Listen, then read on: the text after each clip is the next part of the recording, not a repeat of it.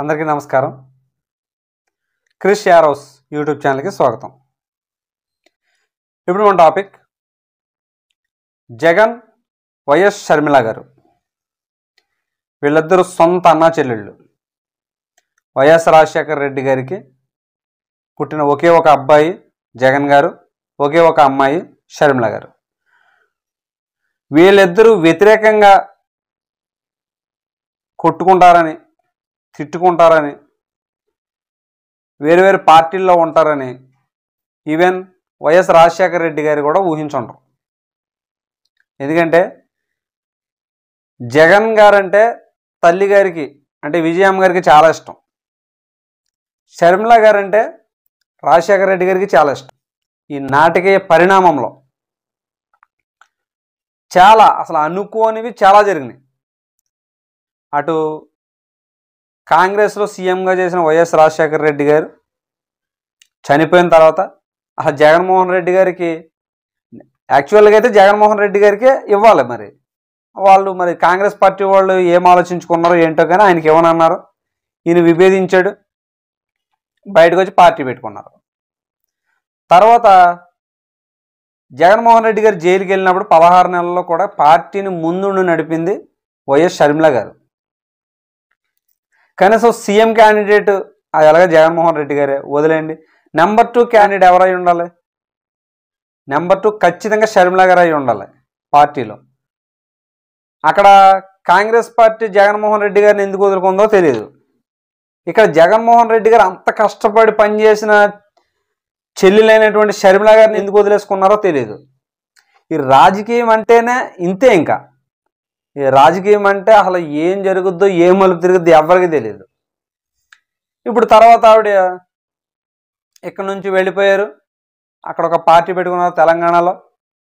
కొన్ని రోజులు అక్కడ కూడా చాలా ఓ రకంగా చెప్పుకుంటే ఈయన సీఎంగా ఇప్పుడు 2014 ఎలక్షన్లు ఓడిపోయినా సరే ప్రతిపక్ష నేతగా అన్నీ కొన్ని కేసులు ఉన్నా సక్రమంగానే జరిగింది, సాఫీగానే ఉంది లైఫ్ అంతా కూడా. సీఎంగా ప్రమాణ స్వీకారం చేసిన తర్వాత అసలు వాళ్ళు చెప్పక్కర్లేదు. ఆయన ఏంటంటే మన ఆంధ్రప్రదేశ్కి ఒక రాజుగా వెలుగొందారు జగన్మోహన్ రెడ్డి గారు.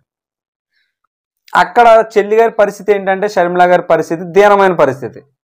పాపం పోలీసులు లాక్కెళ్ళారు, కారులో ఉంటే కారుతో సహా లాక్కెళ్ళిపోయారు.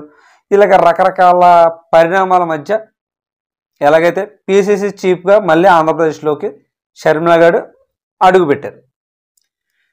షర్మిల గారు ఎప్పుడైతే అడుగుపెట్టారో వైసీపీ వాళ్ళు అందుకున్నారు. ఇంకా చెల్లెని కాకుండా అసలు రకరకాల మాటలు ఎంత దారుణంగా అంటే అసలు వైఎస్ రాజశేఖర రెడ్డి గారి కూతురే కాదు అన్నట్టుగా ప్రచారం చేశారు. అంటే పెళ్ళైన ఆడపడుచు ప్రతి ఒక్కరికి కూడా పెళ్ళి అయితే ఇంటి పేరు మారుతుంది. ఇంటి పేరు మారింది కాబట్టి అదే ఇంటి పేరు నువ్వు ఆ వంశానికి చెందిందని అంటే అది అలా కుదురుతుంది.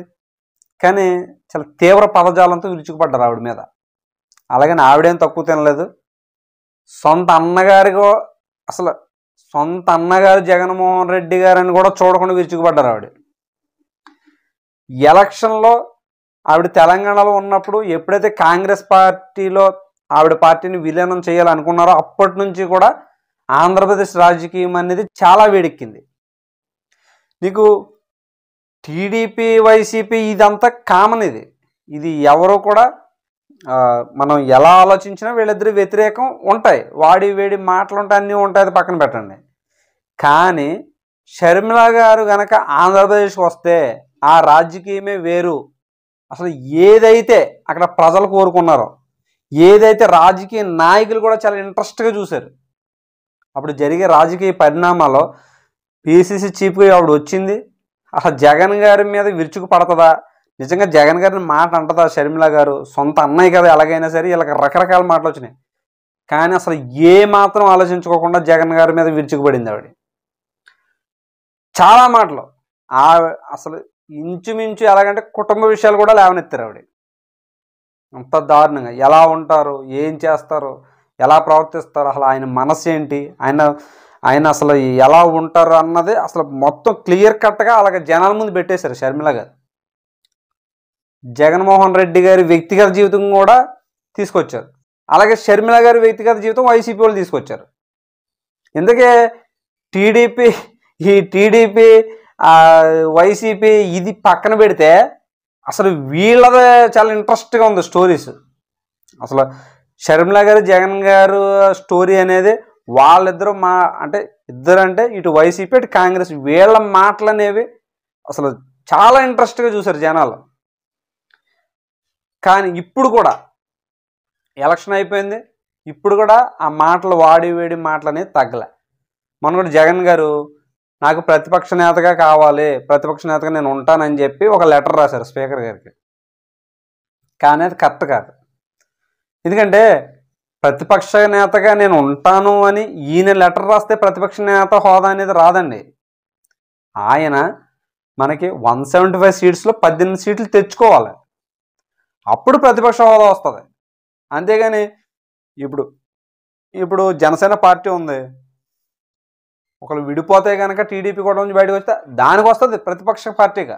ఎందుకంటే 18 సీట్లు ఆల్రెడీ వచ్చినాయి కాబట్టి అలా వస్తుంది తప్ప ప్రతిపక్షంగా నేను ఉండాలి, ప్రతిపక్ష నేతగా నన్ను ఆమోదించండి అని చెప్పి లెటర్లు రాస్తే పని అవ్వదు అక్కడ. కాబట్టి ఏంటంటే ఆయన లెటర్ రాశారు.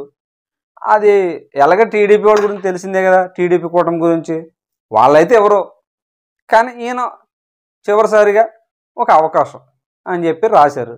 వాళ్ళు అలాగా ఆ లెటర్ ఏదో చదువుతారు, స్పీకర్ గారు ఏదో తీసుకోవాలి కాబట్టి తీసుకుంటారు, అంతా చెత్తపుట్లోకి వెళ్ళిపోతాయి. ఇది తెలిసిన విషయమే.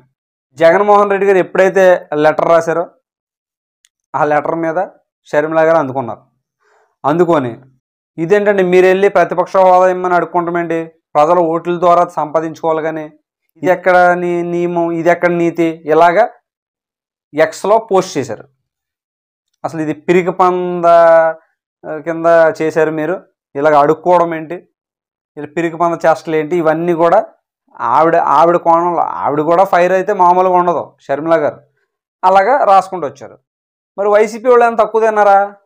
వైసీపీ కూడా అసలు మాటలకే పెట్టింది పేరు, బూతులకే పెట్టింది పేరు, అసలు మామూలుగా విరుచుకు పడతారా? అంబటి రాంబాబు గారు అనగా, పేరు నాని గారు అనగా వీళ్ళు కూడా నువ్వు తెలంగాణ వెళ్ళావు, తెలంగాణలో నెగ్గుకు రాలేకపోయావు, అక్కడ పిరుగు పందలా పారిపోయి నువ్వు వచ్చావు, మళ్ళీ మమ్మల్ని పిరుగు పందలు అంటావా ఇలాగని చెప్పి ఆవిడ మీద వీళ్ళ ఫైర్ అయ్యారు. మళ్ళీ ఆవిడ ట్వీట్ చేయడం, వీళ్ళ ట్వీట్ చేయడం, ఎక్స్లో ఇక పెద్ద దుమారంలాగా రేగిపోయింది. ఏది ఏమైనా ఆవిడ నేను ఇప్పుడు ఇదంతా చెప్పకూడదు, కానీ వాళ్ళ మధ్య అన్యోన్యత అనేది లేదు, వాళ్ళ మధ్య ఆప్యాయతలు అనేవి లేవు. కానీ నేను ఒకటి చెప్తా, వైఎస్ రాజశేఖర రెడ్డి గారికే మీరు పుట్టలేదు, మీరు వేరే అని అంటే అది ఎవరిని అవమానించినట్టు? జగన్మోహన్ రెడ్డి గారు సొంత తల్లినే కదా అవమానించినట్టు. బాగా ఆలోచించండి, ఆ మాట మీరు మాట్లాడకూడదు. వైసీపీ వాళ్ళు ఎప్పటికి కూడా షర్మిల గారు, ఇప్పుడు షర్మిల గారు మనకి వ్యతిరేకం అయినా సరే మీరు ఆ మాట మాట్లాడకూడదు. షర్మిల గారు అయినా సరే చిన్నప్పటి నుంచి కలిసిమెలిసేగా పెరిగారు, జగన్మోహన్ రెడ్డి గారును షర్మిల గారు కలిసే కదా పెరిగారు.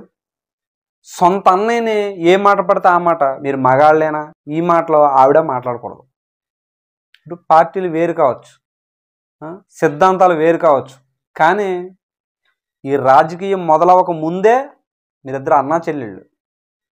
అది దృష్టిలో పెట్టుకొని సమాజంలో ముందుకెళ్ళాలి తప్ప మనం ఏది పడితే అది మాట్లాడేసి, వాళ్ళు ఏది పడితే అది మాట్లాడేసి ఇలాగా చాలా చిరాగ్గా ఉంటుంది, చూసేవాళ్ళకి అస్సలు బాగోదు. ఒక సంబంధాల మీద కూడా విరక్తి పడుతుంది జనాలకి. అరే సొంత అన్నా చెల్లెళ్ళు ఇదేంటిది, ఇదేం బిహేవియర్ ఇది? ఇప్పుడు మీరు జగన్మోహన్ రెడ్డి గారిని అన్నా, జగన్మోహన్ రెడ్డి గారు షర్మిల గారిని అన్నా ఒకటే అర్థం చేసుకుంటారు జనం, వీళ్ళకి సంబంధాల గురించి ఒక పట్టు లేదు, సంబంధాల మీద ఆసక్తి లేదు, వీళ్ళ సంబంధాల మీద ఒక వ్యతిరేక భావజాలం తప్ప ఒక కలుపుకునే స్వభావం లేదు.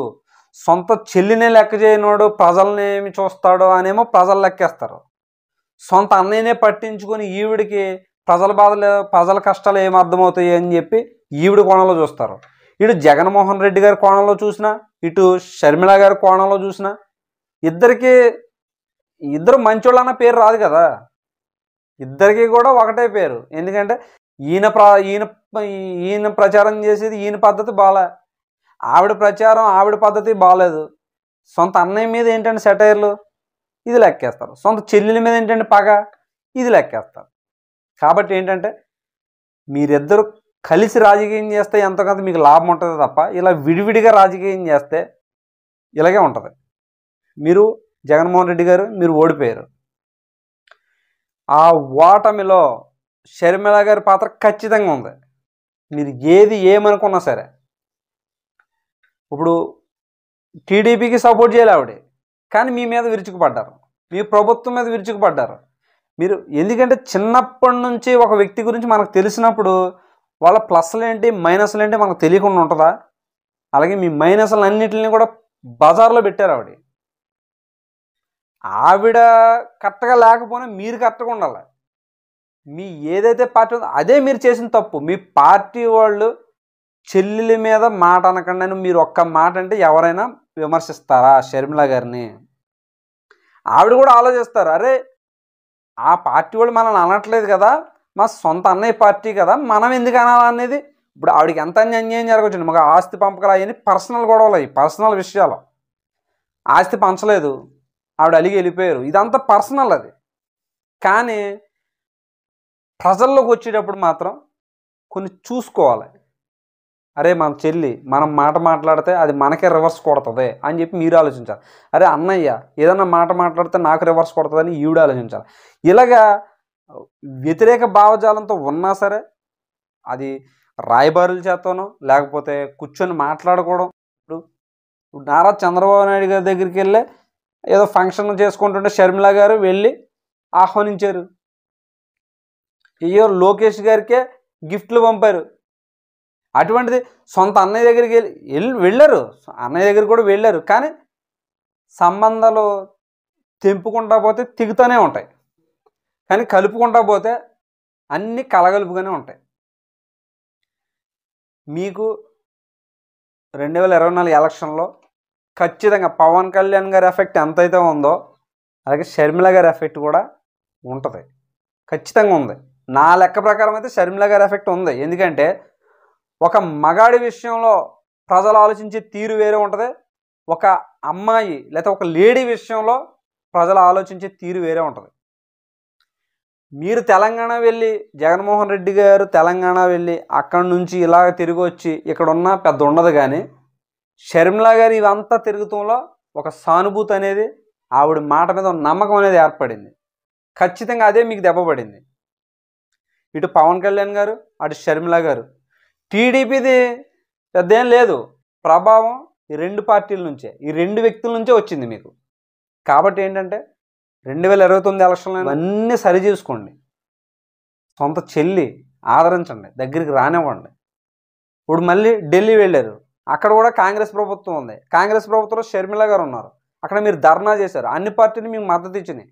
రేపు కాదు ఎల్లుండి అయినా సరే లేకపోతే ఒక సంవత్సరం తర్వాత అయినా సరే మీరు కాంగ్రెస్ పార్టీలో కలిశారు అని అంటే ఇక్కడ షర్మిల గారికి దెబ్బే. మళ్ళీ అది ప్రత్యేకంగా వీడియో చేస్తాను నేను, అదొక పెద్ద స్టోరీ. మళ్ళీ అది కూడా ఖచ్చితంగా జరుగుద్ది. అది ఏంటన్న తర్వాత మనం ఆ వీడియోలో చెప్పుకుందాం. కాబట్టి ఏంటంటే ఏదైనా ఒక సత్సంబంధాలు అనేవి ఉండాలి, మనిషికి మనిషి కలుపుకొని పోవాలి తప్ప ఏది పడితే అది మాట్లాడేసి కుటుంబంలో ఉన్న వ్యవహారాలు కుటుంబంలో ఉన్న విషయాలన్నీ రోడ్డుని పాడేసేలాగా ఉండకూడదని నేను అనుకుంటున్నాను. మంచిగా ఉండండి అందరూ కూడా. అన్నా చెల్లెళ్ళ ప్రేమని లేకపోతే తల్లిదండ్రుల ప్రేమని లేకపోతే కొడుకు కూతుళ్ళ ప్రేమని మనం మంచిగా ప్రజానీకం అనేది మంచిగా చెప్పుకోవాలి తప్ప తప్పుగా అనుకోకూడదని చెప్పి మీరు కరెక్ట్గా ఉంటే మీకు ఓట్లు పడతాయి, రాజకీయం ఇంకా లబ్ధి పొందుతారని. నా వీడియో నచ్చితే లైక్ చేయండి, షేర్ చేయండి, మా ఛానల్ని సబ్స్క్రైబ్ చేయండి. Thank you.